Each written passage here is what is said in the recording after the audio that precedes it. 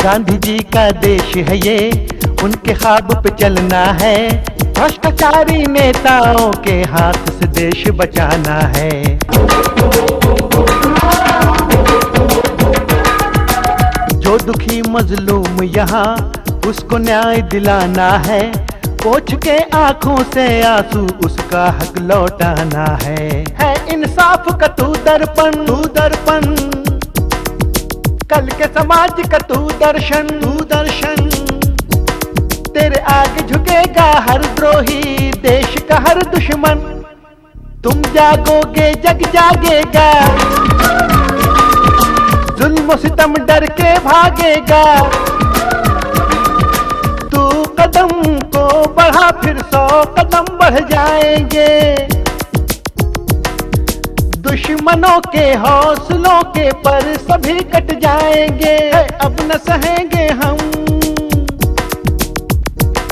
अरे हक पे लड़ेंगे हम।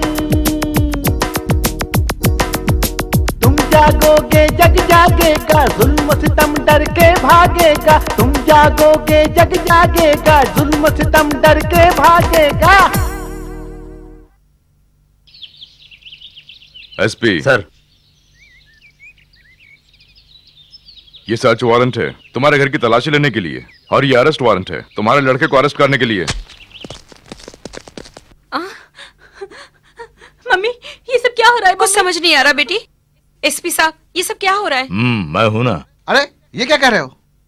राजकुमार प्लीज, मैं इसमें कुछ नहीं कर पा रहा हूँ। तो तू बेकार में क्यों एसपी बना हुआ है? रिजाइन कर देना। कलेक्टर है तो क्या हुआ, जो जी मैं करेगा। मेरे पिताजी और ससुर के होते हुए भी वो ऊपर आने की हिम्मत कर रहा है। हमने भी कोई चूड़ियां नहीं पहनी हुई हैं। सुन, तुझ जैसे का घमंड तोड़ना ही तो मेरा काम है। सर वीआईपी लोग हैं, जरा सोचकर। तू आता इसे।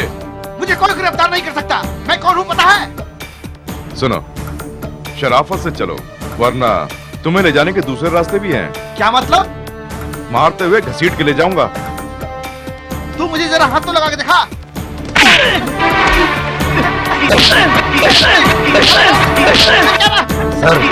तमाशा देख रहा है।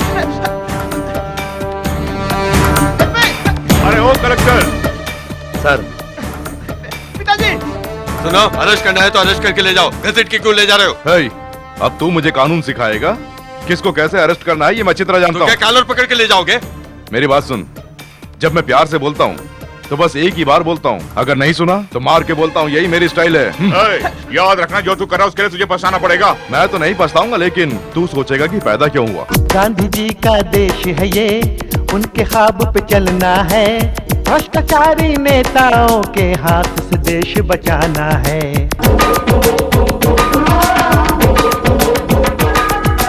जो दुखी मजलूम यहाँ उसको न्याय दिलाना है, पोंछ के आंखों से आंसू उसका हक लौटाना है इंसाफ का तू दर्पण कल के समाज का तू दर्शन तेरे आगे झुकेगा हर द्रोही, देश का हर दुश्मन। तुम जागोगे जग जागेगा।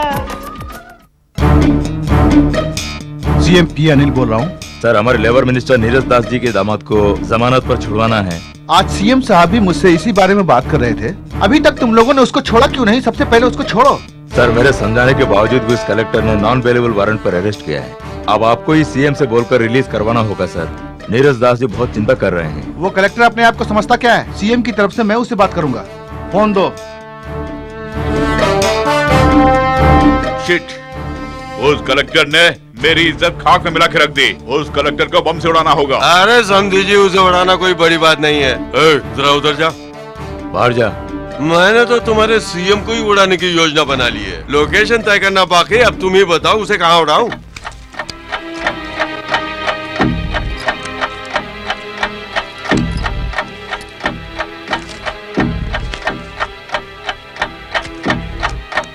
पांडु, पांडु कहाँ है तू? पांडु हमारा बहुत विश्वासी आदमी है, कलेक्टर ऑफिस में ही काम करता है। समझे? ये क्या है? ये मजाक किसी और से करना, मैं भी मंत्री हूँ। क्या मैं ये फाइल बॉक्स नहीं जानता? कलेक्टर ऑफिस में जब तक था ये फाइल बॉक्स था, अब ये श्याम सुंदर के घर में आने के बाद बॉम्ब बॉक्स हो गया। 8 डेज के साथ टाइमर लगा दिया है। क्यों रे? कलेक्टर खासकर इसी बक्से में से फाइल निकाल कर देखता है ना? जी भैया जी। कल अपनी ईमानदारी के साथ कलेक्टर फाइल देखने के लिए जब ये बक्सा खोलेगा उसका काम हो जाएगा। बाकी की खबर हम लोग पेपर में पढ़ लेंगे। ये क्या कर रहा है? यकीन नहीं तो खुद खोल के देख लो, टेस्ट हो जाएगा। अरे मजाक का भी कोई वक्त होता। भैया जी, अपनी पार्टी में कितने लोगों को आप डॉक्टर की पदवी देते हैं। हमारे भैया देसी बम के स्पेशलिस्ट हैं, क्या इन्हें नहीं दिला सकते हैं? क्यों भैया? क्यों सुबह से कोई और नहीं मिला? तेरी तो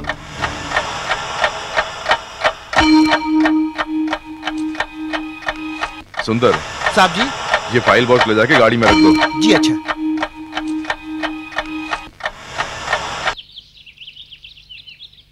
क्यों रे, बम फट गया क्या?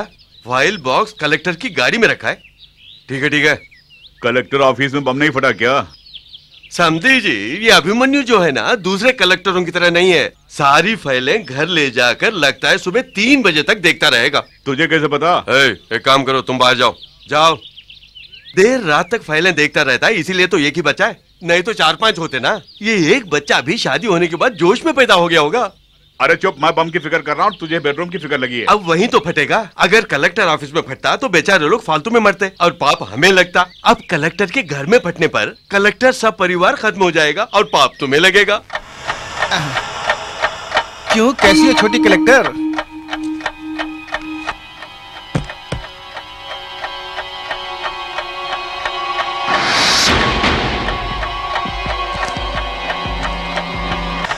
मैंने कहाँ रख दिया? ए कविता, तू क्या कर रही है? पेंसिल बॉक्स दिखाई नहीं दे रहा है मम्मी, इसीलिए इस पे चढ़ के ढूंढूंगी। बहुत अक्लमंद है, कोई जरूरत नहीं है, यहीं पर पड़ा है। ये ले, अब दादाजी के पास जाके पढ़। आज भी फाइलें बेडरूम में आ गई। आज एक खास दिन है कहा था, अब हमें कहाँ देखने वाले हैं।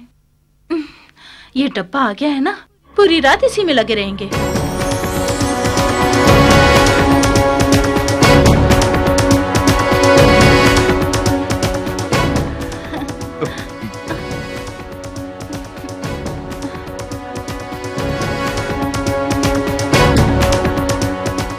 ये बंधुआ मजदूरों के केस की बहुत जरूरी फाइल है। इसमें गरीब लोगों की जिंदगी बंद है। मेरे बारे में भी सोचते हैं कि नहीं? आज एक बहुत खास दिन है। जरा बताना कौन सा खास दिन है? आज के दिन गांधी जी का जन्म हुआ था, इसीलिए सुबह प्रार्थना सभा में गया था। इसके अलावा क्या होगा? हाँ, गांधी जी का जन्म, इंदिरा गांधी का जन्म, जवाहरलाल नेहरू का जन्म, ये सब याद रखना। और शादी की सालगिरह भूल जाना।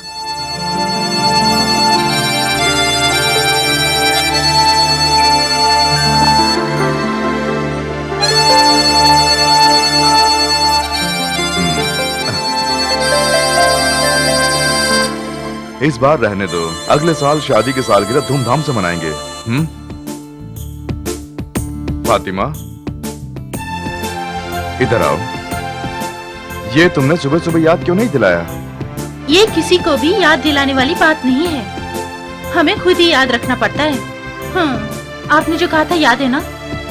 इस साल शादी की सालगिरह अपने गांव मुझे ले जाकर अपने मनाने के लिए कहा था ना? मैं क्यों कश्मीर ले जाने के लिए आपको कह रही हूँ, आपके गांव ही तो ले जाने के लिए कह रही हूँ। सुनो फातिमा, बेबी के एग्जाम खत्म होने दो, उसके बाद छुट्टी लेकर मैं तुम्हें गांव ले जाऊंगा। तुम भी तो लेक्चरर हो ना, ये बुक पढ़ के देखो। हिंदुस्तान में जितने गांव हैं उन सब की सुंदरता इसमें दिखाई गई है। ठीक ऐसी सुंदरता।